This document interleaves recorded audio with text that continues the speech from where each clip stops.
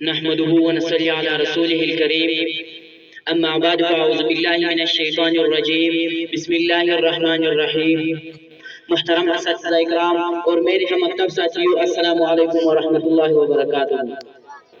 آج میرا تقریر کا موضوع ہے کہ علم بڑی دولت ہے۔ سامعین گرامی، علم ایک پیدا دولت ہے جس کو کبھی زوال نہیں۔ دنیا کی ہر چیز فانی ہے، بلکہ دنیا خود فنا کا گھر ہے۔ ہر کمال کو زوال ہے، ہر آباد کے لیے برباد ہونا لازمی ہے۔ ہر بہار کے بعد خزان ہے، ہر دن کے بعد رات ہے، ہر نور کے بعد تاریکی ہے۔ دولت مندی کے ساتھ غریبی ہے، تندرستی کے ساتھ بیماری ہے۔ جو گٹھی پڑتی نہ ہو، لیکن علم ایک وہ دولت ہے جسے ہمیشہ بڑھنے ہی سے کام ہے۔ جتنا خرچ کرو گی اتنا بڑھتے جائے گی، اس سے چھوٹا ڈر نہیں، چھپچپا کی ضرورت نہیں۔ یہ دولت ہر وقت محفوظ ہے اور ہمیشہ کے لیے محفوظ رہے گی۔ سامعین گرامی، دوست وہی ہے جو مثبت کے وقت کام آئے، ورنہ یہ دونوں میں تو ہر کوئی یار غار ہونے کا دعویٰ کرتا ہے۔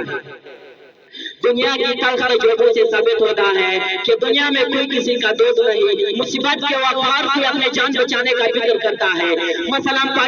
مثال کے طور پر پاکستان کے معارض وجود میں آنے پر انتقال، آبادی کے واقعات دیکھتے تھے کہ کس طرح نفسا نفسی بازار گرم رہا، زمین نہ رہی، مکانات نہ زرعش ہوئی، ہر چیز تباہ و برباد ہوئی۔ بیچارے بے بس انسان کے ساتھ کسی نے وفاداری نہیں کی۔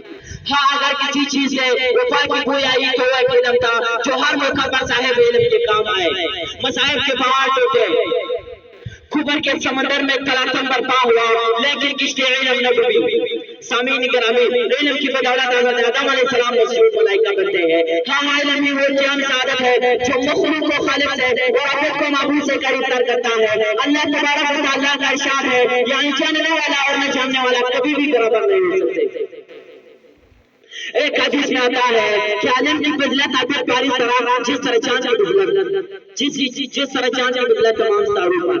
حضرت علی رضی اللہ تعالیٰ عنہ کا فرمان ہے، یعنی ہم اللہ کی بنائی ہوئی مخلوق پر راضی ہے، وہ یہ ہے کہ ہمارے لیے علم مقرر کیا گیا وہ جاہلوں کے لیے مال۔ سامعین گرامی، علم کی سینکڑوں کی لاکھوں کرامات ہے جو ہمارے سکلے میں آ رہی ہے۔ وہ انسان جس کی آواز ایک یا دو فرلنگ تک مشکل سنائی دیتا ہے، آج زمین کے ایک کونے میں بیٹھ کر دوسرے کونے تک سنا جا سکتا ہے۔ اندھیا چلے، بادل گرجے، چیخو پکار ہو کے کان کھڑی آواز سنائی نہ دے، لیکن مشرق کا انسان مغرب کی انسان کی آواز سنے گا۔ ہوا میں فضا کس نے اڑائی، تاریخ روح کو نور سے منور کس نے کی، پانی سے بجلی کس نے پیدا کی ہے؟ علم نے، صرف علم نے۔ انسان کو صحیح معنوں میں انسان بنانا علم کا کام ہے، ورنہ انسان اور حیوان میں کوئی فرق نہیں۔ سامعین گرامی، چاہے علم کے دامن کو مضبوطی سے تھام لو، کیونکہ علم تمہیں جنت میں پہنچائے گئے۔ دعا ہے کہ اللہ تعالیٰ ہمیں علم عطا فرمائے، وہ دین میں کی عالی محنت کے لیے قبول فرمائے۔ آمین و ما علینا الا البلاغ المبین۔